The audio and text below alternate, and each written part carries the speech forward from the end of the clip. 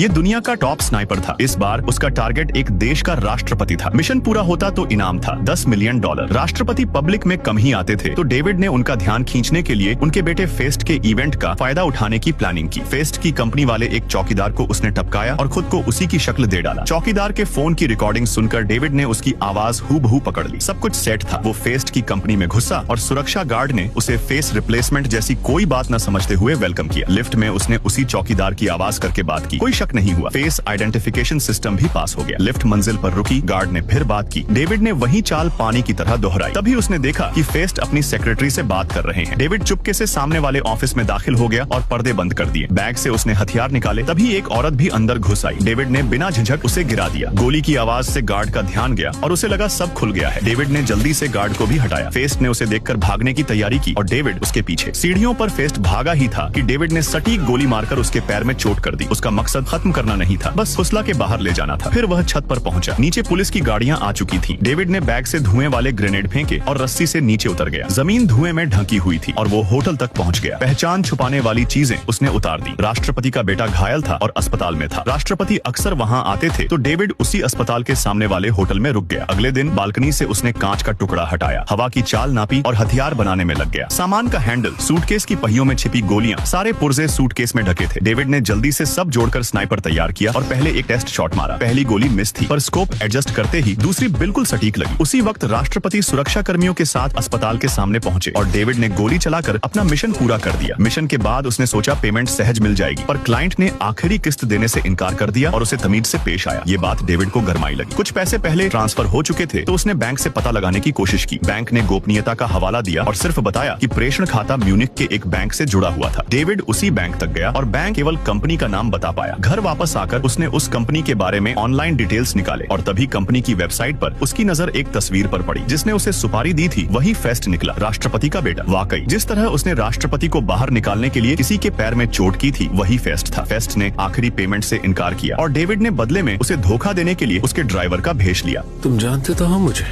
मैं माफी मांगता हूँ। मैंने तुम्हें डैड को मारने के लिए हायर किया और फिर तुमने मुझे मार दिया। गुस्सा आ गया था। भाड़ में जा।